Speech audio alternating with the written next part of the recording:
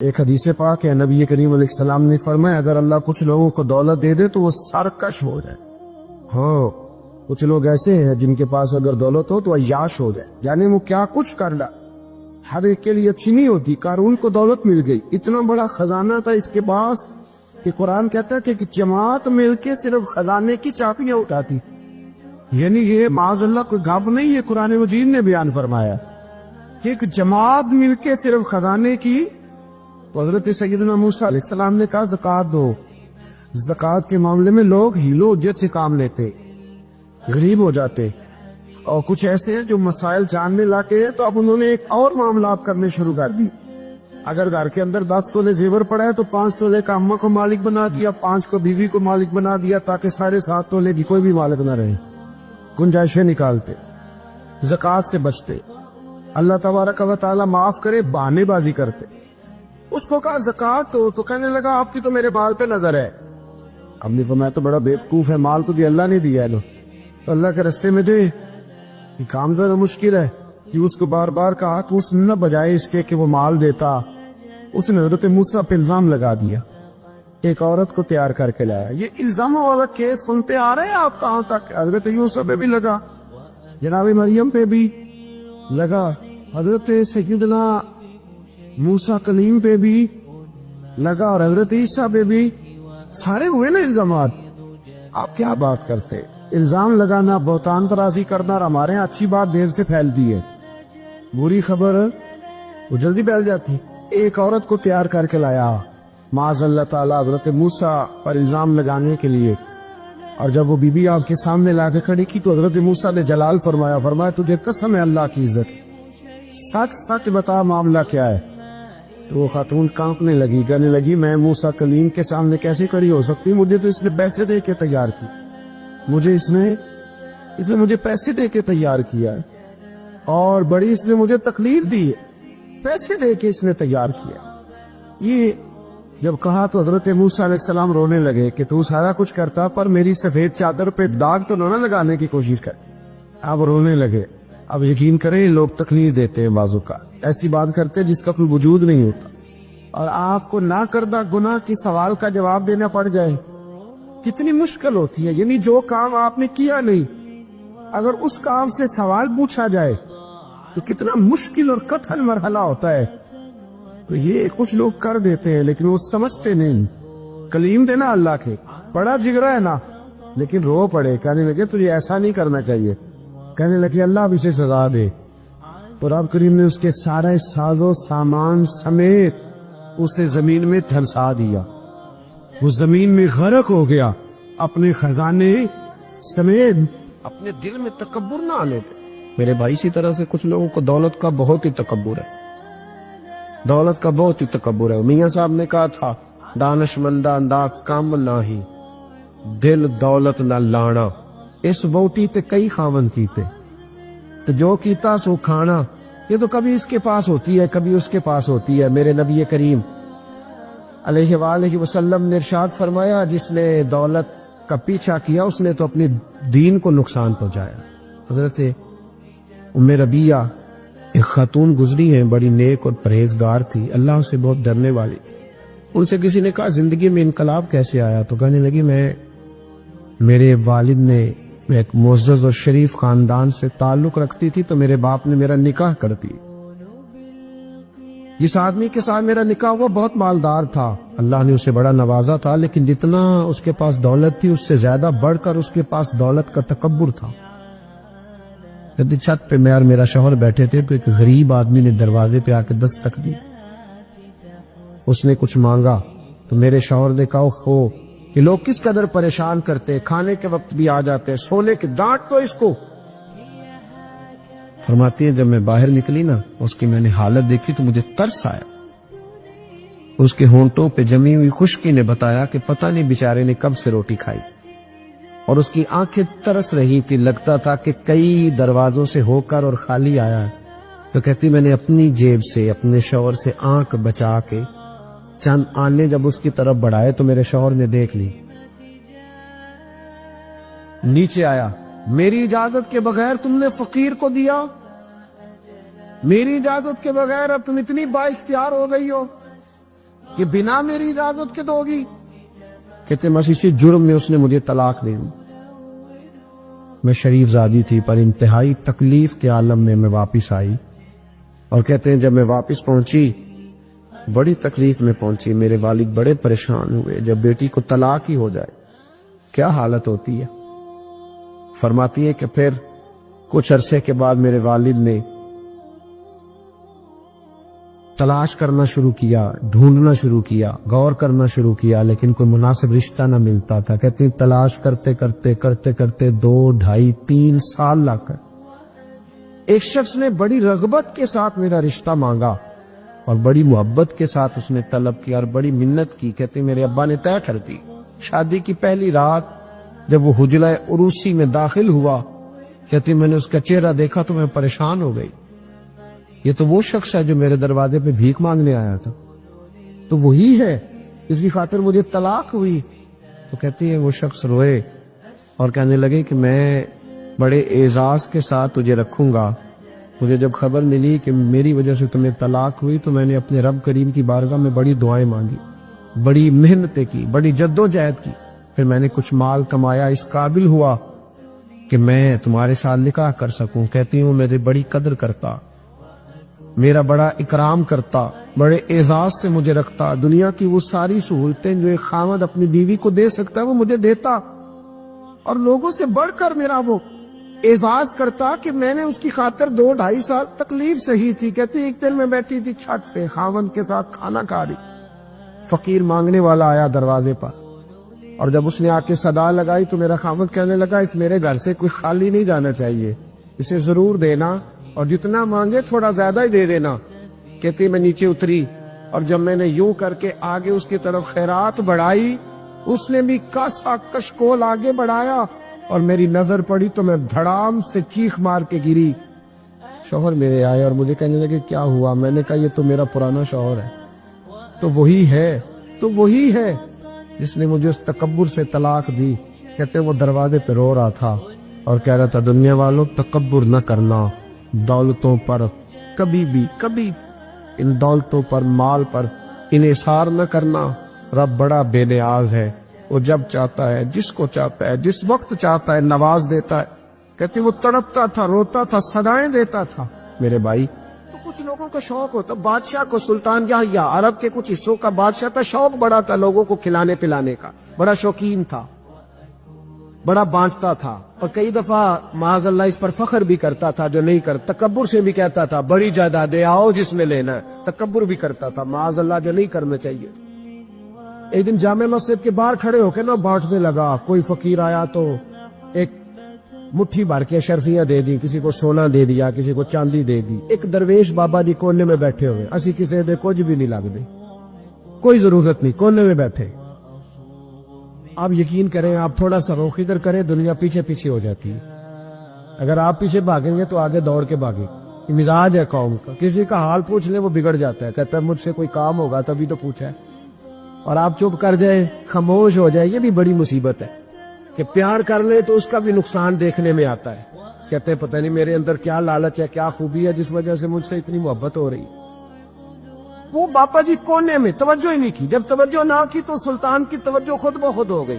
سلطان جایا کہنے لگے بابا کوئی قابل توجہ آدمی ہے، سب لوگ لائنوں میں لگے ہوئے بھاگ رہے ہیں، بادشاہ آیا ہے، یہاں تو شادی پہ کھانا کھل جائے تو بڑے بڑے امیروں کا پتہ چل جاتا ہے کہ بننے کیا لگا ہے۔ کہتے پتہ نہیں دوبارہ چھوٹے گوشت کی ٹرے آئے گی کہ نہیں آئے گی، اور اتنا سارا رکھ لیتے کہ لمان والا فیس، بڑے بڑے امیروں کے پول کھل جاتے ہیں، پتہ چلتا ہے کتنے تگڑے امیر ہیں۔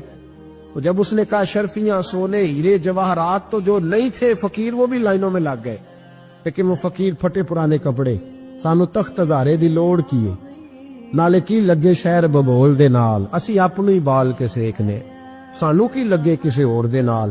اور اقبال نے اس کی تشریح کی، اقبال کہنے لگے ہوا گو تند و تیز ہے لیکن چراغ اپنا جلا رہا ہے۔ ہوا گو تند و تیز ہے، تیز ہوا میں چراغ نہیں جلتے، ہوا گو تند و تیز ہے لیکن چراغ اپنا جلا رہا ہے۔ وہ مرد درویش حق نے جس کو عطا کیے ہیں انداز خوش روانہ، فرماتے ہیں جسے اللہ نے بے نیازی دے دی، لالچ سے دور کر لیا، وہ کسی کی پرواہ وہ اپنا چراغ جلاتا ہے، اپنی مٹی پہ چلنے کا سلیقہ سیکھو. سنگ مرمر پہ چلو گے تو پھسل جاؤ گے. وہ بابا بیٹھا ہے تو بادشاہ کہنے لگا اسے بھی بلاؤ. بابے کو بلایا، کہنے لگا تجھے کچھ نہیں چاہیے؟ بابا کہنے لگا چاہیے تو بڑا کچھ، پر تجھ سے نہیں چاہیے. کہا کس سے چاہیے؟ فرمایا اس سے چاہیے جو دے کے حساب نہیں پوچھتا، بغیر حساب دیتا ہے، اس سے چاہیے. کہنے لگا نہیں، دروازہ کھلا ہے، تو بھی لے لے. بابا کہنے لگا میں لے تو لوں پر تو دے کچھ نہیں نہ سکتا. بادشاہ کو غصہ آیا، اکڑ تھی، تکبر تھا. کہنے لگا تو کیوں نہیں میں دے سکتا، تو سوال کر. تو بابے نے ساتھ والے فقیر سے لکڑی کا کالا پیالہ پکڑا. ہوتے نا فقیروں کے پاس لکڑی کا کالا پیالہ، تو کہا لو دے دو کچھ. اس نے فوری طور پر سونے کی اشرفیاں مٹھی بھری اور لکڑی کے پیالے میں ڈالی. اب جب پیالے میں ڈالی تو کڑ کڑ کی آواز تو آئی، پر پتہ نہیں وہ کدھر گئی ساری اشرفیاں. دوسری مٹھی ڈالی تو پھر کڑ کڑ کی آواز آئی، پر اشرفیاں کدھر گئیں کوئی پتہ نہیں چلا. تیسری، چوتھی، پانچویں، بابے کا پیالہ خالی کا خالی. 2 دفعہ بھی، 4 دفعہ بھی. یہ بادشاہ لوگ ضدی ہوتے ہیں، مولتے نہیں جلدی، کیونکہ انہیں کسی نے بتا دیا ہوتا ہے نا سارا کچھ تم ہی ہو، اڑ جاتے. ہاں جو جس منصب پہ بھی بادشاہ ہوتا ہے اڑ جاتا ہے. اس نے کہا میں بھی ضدی ہوں، پیالہ بھر کے چھوڑنا ہے. ایک بوری منگا لی، دوسری منگا لی، تیسری منگا لی. بابا خوش ہے، مطمئن ہے، چلو ڈالو، تم نے کہا تھا ملیں گی. اب وہ مٹھی ڈالتا، کبھی اشرفیاں، کبھی ہیرے، کبھی چاندی، پر پتہ نہیں کدھر جاتی. بالآخر آہستہ آہستہ بیک ہونے لگ گیا.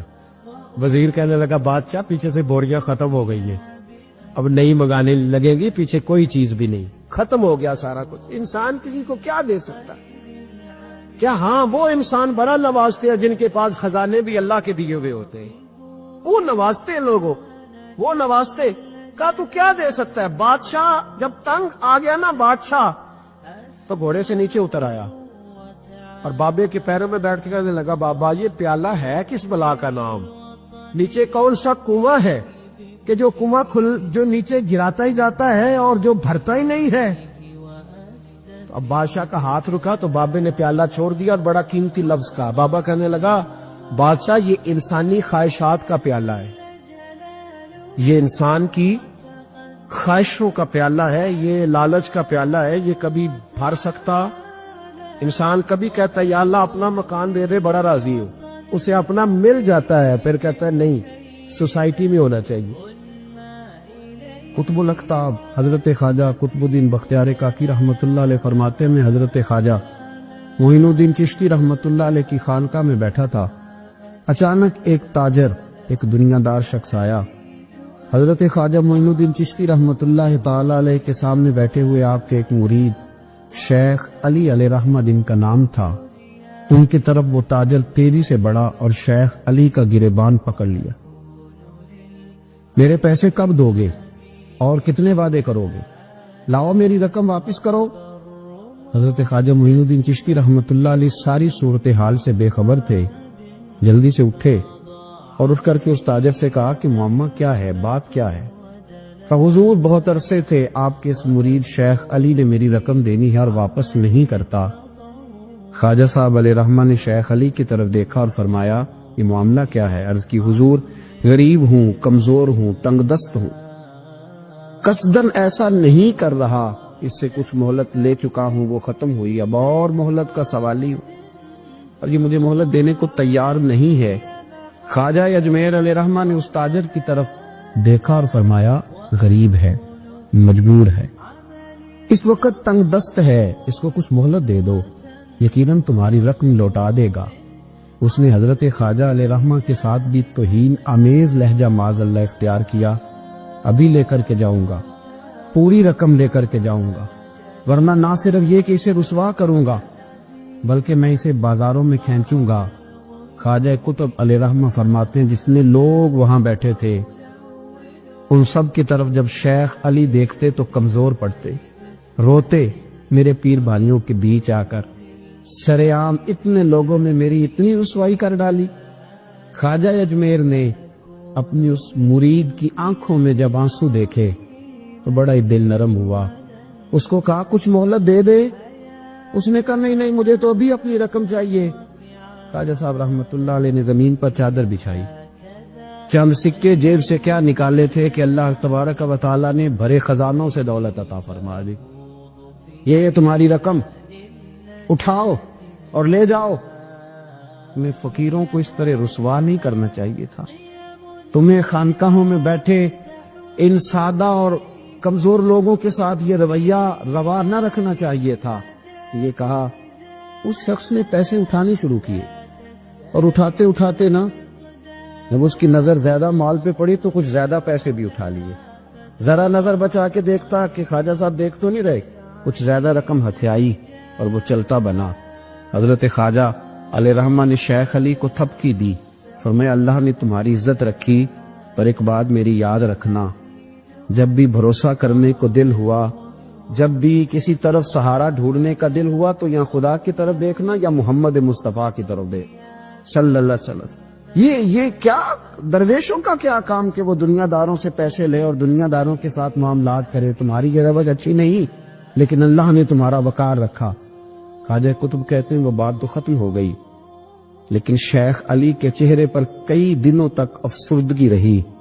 وہ ان سب لوگوں کو پلٹ پلٹ کے دیکھتے جن کے سامنے آ کے اس نے گریبان پکڑا تھا، تو بیچاروں کی طبیعت بگڑتی، دل پہ افسوس ہوتا. اس کو ایسا نہ کرنا چاہیے تھا، میری غریبی کا یوں مذاق نہ اڑاتا.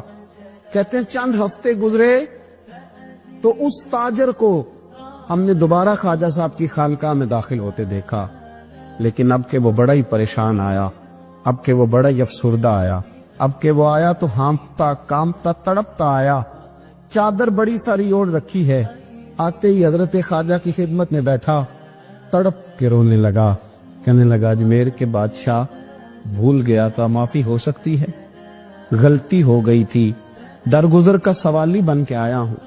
عطائے رسول ہند الولی غریب نواز رحمت اللہ تعالی علیہ فرمانے لگے، پہیلی نہ بجھا، جو بات ہے اس کو کھول کر کے بیان کر. فقیر تیری ہر بات سننے کو اور درگزر کرنے کو تیار ہے. اس نے اپنا ہاتھ چادر کی اوٹ سے نکالا تو کہنے لگا حضور خشک ہو گیا، اٹھتا ہی نہیں. حضور تکلیف میں ہوں، آزمائش میں ہوں. ہوا دراصل یہ تھا کہ میں نے نا وہ میں نے سکے اٹھاتے اٹھاتے نا آپ سے نظر بچا کے کچھ زیادہ اٹھا لیے تھے، تو آپ کی ناجائز دولت، میں نے آپ کی دولت کو ناجائز حاصل کر لیا تھا. تو حضور اس سبب سے میرا ہاتھ شال ہو گیا، مجھے اتنے لینے چاہیے تھے جتنے میرے بنتے تھے، میں نے ناجائز پیسے لے لیے. خواجہ اجمیر فرمانے لگے دنیا دار ہے تو ابھی تک دنیا داری میں ہی اڑا ہوا ہے. تو دنیا دار ہے تو ابھی تک تیرا خیال سکوں میں، پیسوں میں، دھیلوں اور اشرفیوں میں اڑا ہوا ہے. فرمانے لگے مجھے پتا تھا تو زیادہ اٹھا رہا ہے، لیکن فقیر کے پاس جو خزانے ہیں وہ اس کے ذاتی نہیں، وہ رب کریم کے دیے ہوئے ہیں. اللہ کے خزانوں میں سے کوئی لے گیا تو لے گیا، لیکن تو یہ کیا سمجھتا ہے کہ زیادہ سکے اٹھانے کی وجہ سے تیرا ہاتھ شال ہوا ہے؟ یہ اس لیے تیرا ہاتھ خشک ہو گیا ہے کہ تو نے ایک فقیر اور درویش کو بھرے مجمع کے اندر رسوا کر ڈالا تھا. تیرا زیادہ پیسے لینے کی وجہ سے ہاتھ کمزور نہیں پڑا، بلکہ وہ جو تو نے اس غریب کے گلے میں ہاتھ ڈالا تھا اور اسے رسوا کر ڈالا تھا، تو کیا سمجھتا ہے وہ لاوارث ہے؟ اگر وہ کمزور ہے، تنگ دست ہے، تو بندہ تو رب کریم کا ہی ہے نا. جو تاجر، سیٹھ، نواب اور ذمہ دار کا رب ہے، غریبوں کا بھی وہی رب ہے، ان مسکینوں کا بھی وہی رب ہے، ان کمزوروں کا بھی وہی رب ہے. کہنے لگا حضور معافی کا سوالی ہوں. فرمایا اٹھ کے جا اور بھرے مجمع میں جا کے ایک دفعہ اس درویش سے معافی مانگ. مجھے امید ہے عرش کا رب تیرے سارے گناہ معاف فرما دے گا. ایک دفعہ معافی مانگ لے، جا سوال کر لے. وہ شیخ علی کے سامنے آ کے کھڑا ہوا. وہ کہنے لگا اگر آپ معاف کر دے تو میری تکلیف دور ہو جائے گی. شیخ علی کی آنکھوں میں چھم چھم آنسو برسے. کہنے لگا آپ نے معاف کیا کہ نہیں کیا؟ کہنے لگے یار تو تاجر ہے، تو ذمہ دار ہے، تیرے دل میں پتہ نہیں کیا تصور ہے، پر میں نے تو معاف کرنا ہی ہے، اس لیے کہ نہ میں تاجر ہوں، نہ میں ذمہ دار ہوں، نہ میں دنیا دار ہوں، میں تو غریب نواز کا ماننے والا ہوں. میری مجبوری ہے کہ جس شخص کا میں نوکر ہوں نا، اس نے سکھایا ہی معاف کرنا ہے. اس کے در دولت پہ میں رہتا ہوں، انہوں نے درگزر کرنا سکھایا ہے. ادھر جب معافی ہوئی تو خواجہ اجمیر نے تھپکی بھی دی، دعا بھی فرمائی، رب کریم نے شفا عطا فرما دی. تو خواجہ اجمیر فرمانے لگے میاں جا، تیری تندرستی ہوگی، چلا جا. کہنے لگا حضور اب کس نے جانا ہے؟ اب تو میں تیری دہلیز پہ جھاڑو دیا کروں گا. کوئی شے نہیں کی, سر پہ بال بھی نہیں تھے, رویا کرتا. اللہ تعالیٰ نے فرشتے کو بھیجا, تجھے کیا چاہیے؟ تو کہنے لگا بال آ جائیں اور تھوڑا مال آ جائے. فرشتے نے ہاتھ پھیرا تو بال بھی آ گئے تو بکریاں بھی آ گئی, لائنیں لگ گئی, مال ہی مال ہو. دوسرے کے پاس گیا, وہ کوڑا تھا, اس کو جا کے کہا کیا چاہیے؟ کہنے لگا شفا ہو جائے اور کچھ اللہ تعالیٰ آسانی کر دے. شفا بھی ہو گئی, گائیں بھی دے دی, بھینسیں بھی دے دی, مال ہی مال ہو. پھر ایک کے پاس گیا, وہ اندھا تھا, تجھے کیا چاہیے؟ اس نے کہا آنکھیں ملنے اور کچھ ساتھ اللہ مال دے دے. اونٹ ہی اونٹ ہو گئے. جب بڑا نواز دیا تو پھر مالک نے امتحان لینے کا ارادہ کیا. یاری تیری سونا ہے پر آزمائشاں بھی تیریاں اگ, آزمائشاں تیریاں, صحیح کہہ رہا ہوں, آزمائشاں تیریاں, یاری تیری سونا ہے پر آزمائشاں تیریاں. اے سونا پرکھیا جامدا ہی پہلو نال لگاں دے لگ. اللہ نے فرمایا آزمائش کرو. سب سے پہلے گنجے کے پاس آئے, اسے کہا اللہ کے رستے میں کچھ دیکھا نہیں لگا, میرے خرچے ہی بڑے, دیکھو تو صحیح کتنی مشکل میں وقت گزارتا ہوں, حال ہی کوئی نہیں. تو اس نے کہا میں نے تو سنا ہے تو گنجا اور بھوکا ننگا تھا. کہنے لگا میں تو جدی پشتی رہی سے اعظم ہوں, تو یہ کس پاگل نے کہا ہے بھاگ جا. اس نے کہا اچھا جیسے تو تھا ویسے ہی ہو جائے. کھیت کھلیان اجڑ گئے, پھر سے گنجا ہو گیا. حضور علیہ السلام فرمانے لگے, پھر وہ اس کے پاس گیا جو کوڑا تھا, اسے کہا کچھ دے. کہنے لگا خرچے ہی بڑے. اب پوچھ لیں کسی امیر آدمی سے کہ اگر چکی کے نیچے ہاتھ ہے میرا, میرے سے زیادہ تو پریشان بندہ ہی کوئی نہیں. کیا بتاؤں آپ کو, اتنا ٹیکس ہے, اتنا جرمانہ ہے, فلانی شے, وہ بڑا کچھ گنواتے ہیں لوگ. اس نے کہا میں نے تو سنا تو پہلے کوڑا تھا. اس نے کہا اچھا دوڑ جا, میں تو رئیس اعظم ہوں, دادا بھی پردادا بھی اور ساری نسل ہی. اس نے کہا اچھا جیسے تو تھا ویسے ہی ہو جائے. پھر وہ گیا اندھے کے پاس اور جا کے کہا اللہ کے نام پہ کچھ دے. تو کہنے لگا رب کے نام پہ؟ یہ کھڑے ہیں اونٹ, جتنے تیرے دل کرے لے دا. اس نے کہا کیا مانا اس بات کا؟ کہنے لگا یار تجھے کیا بتاؤں, میں تو اندھا تھا, میں نے تو کبھی دنیا دیکھی نہیں تھی. پھر اس کریم نے فضل کیا تو مجھے بڑا کچھ دکھایا. میں کیا بتاؤں, میرا دل کر رہا ہے کہہ دوں کہ پھر اس نے کعبہ دکھایا, پھر اس نے روضہ رسول دکھایا, پھر اس نے ریاض الجکا کے سجدے دکھائے, پھر اس نے اپنے محبوب کے دروازے کی رونقیں دکھائیں. اس نے بڑا کچھ دیا, اس نے بڑا نوازا. میرے پاس تو شاید میں بدکار پرانا خادم, کسے در ملی نہ ٹوئی, اتواصف یار نے نظر جو کی تھی پھر واصف ہی ہوئی. یہ تو اس کا کرم ہوا. تو یہ وہ کہنے لگا تو اللہ کے نام پہ جان مانگنا, وہ بھی دینے کو تیار. میرے پاس تو شے کوئی نہیں, تو مجھے تو اپنا پتہ ہے, میں تو کوئی شے نہیں تھا, کچھ نہیں تھا میرے پاس. یہ تو ان کا کرم ہے کہ رخ ان کا ادھر ہے. اور مختصر سی میری کہانی ہے, یہ جو بھی ہے ان کی مہربانی ہے. تو وہ کہنے لگا میں بھی کچھ لینے نہیں آیا تھا, تیری آزمائش ہی کرنے آیا تھا. تیری عزتیں بھی سلامت رہیں گی, تیرا مال بھی سلامت رہے گا, تیری شفا بھی. اپنی زندگی میں کبھی بھی اللہ کی بارگاہ سے توجہ ادھر ادھر نہ کریں. چھوڑے لوگ کیا کر رہے ہیں, دنیا کیا کہہ رہی, کبھی بھی اپنی توجہ دائیں. ہمارا یہ مسئلہ بن گیا کہ ہماری سیاست ہے, ہماری دنیا داری ہے, ہم بندوں کو راضی کرنا چاہتے ہیں. ہم دیکھتے ہیں کون کس طرح, اور آپ یقین کریں آپ تھک جائیں گے, بندے راضی نہیں ہوں گے, وہ نہیں راضی ہوتے. آپ ان کو منا کے لائیں گے تو ادھر والے نکل جائیں گے, ادھر کو منائیں گے تو ادھر والے نکل جائیں گے.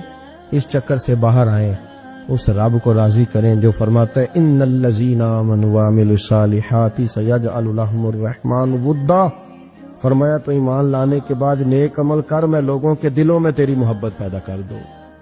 رحمان لوگوں کے دلوں میں محبت ڈال دے گا. اللہ لوگوں کے دلوں میں. اپنی نظر ہمیشہ اپنے رب پہ رکھیں. اتنی لمبی چوڑی دنیا داروں سے امیدیں نہ وابستہ کریں. میں نے دیکھا ہے لوگ کا سلیسی کرتے ہیں, کبھی اس کے دروازے پہ کبھی اس کے دروازے پہ. ان چکروں سے باہر آئیں اور اپنے رب کی بارگاہ کی طرف توجہ کریں. استغفار شوق سے پڑھا کریں. اور اکیلے میں اکیلے میں رئیس المتکلمین مولانا نقی علی خان صاحب رحمۃ اللہ نے لکھا ہے کہ فرعون 500 سال حکومت کر گیا. فرماتے اصل وجہ یہ تھی کہ دنیا جب سو جاتی تھی نا تو اوپر چادر لے کے تو مسلح پہ بیٹھ جاتا تھا اور ہاتھ باندھ کے کہتا تھا رب تو ہی ہے, میرا پردہ نہ کھولنا, مالک تو ہی ہے, کرم نوازی کرنا, میری پکڑ نہ کرنا. وہ بےمان ہو کے اگر 500 سال ہاتھ باندھے تو گزارا کر لیتا ہے, تو ایماندار ہے. پر مسئلہ یہ ہے کہ تو رات کو بکل مار کے ہاتھ نہیں نہ باندھتا, تو منت نہیں کرتا, تو استغفار نہیں کرتا. توبہ کریں تو بچے رہیں. وہ اتنی لمبی حکومت کر گیا چونکہ رات کو کہتا تھا مالک رب تو ہی ہے، لیکن مہربانی فرما میری پکڑ نہ فرمایا تو اللہ نے تو اس کو مہلت دے دی. کافروں کو آج بھی مہلت دی ہوئی نہیں رب نے. یہ جو دنیا کی محبت ہے نا، یہ ہر گناہ کی جڑ ہے. جب انسان دنیا کی دولت سے پیار کرنے لگ جاتا ہے پھر وہ قتل بھی کرتا ہے، پھر وہ ظلم بھی کرتا ہے، پھر وہ زیادتی بھی کرتا ہے، پھر وہ حرام بھی کھاتا ہے، پھر وہ یتیم کو بھی لوٹتا ہے، پھر بیوہ کا مال کھانا بھی اسے پریشان نہیں کرتا، پھر کروڑوں روپیہ ہضم کر لیتا ہے، لکڑ پتھر ہر چیز اس کو ہضم ہونے لگتی ہے. اصل بات یہ ہے کہ اسے محبت دنیا کی دولت سے ہو گئی ہے. ایک بزرگ کے پاس ایک نوجوان آیا، اس نے کہا حضرت جی میرا نماز میں دل نہیں لگتا. تو بزرگ فرمانے لگے تیرا مسئلہ اصل یہ نہیں، تیرا مسئلہ اور ہے.